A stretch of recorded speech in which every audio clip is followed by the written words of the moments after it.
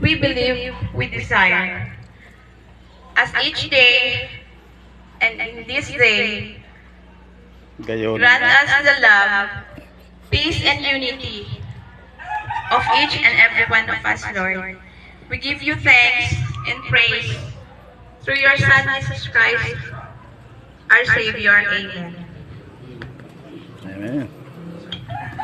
Ayan po, at tinatawagan naman po si President Ares para po sa pag-lead ng ating national anthem.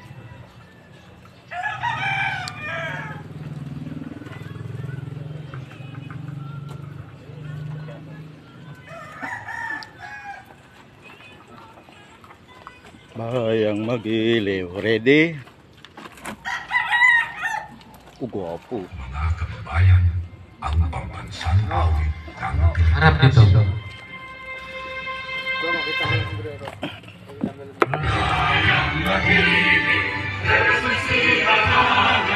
harap ng puso, saging mo'y buhay.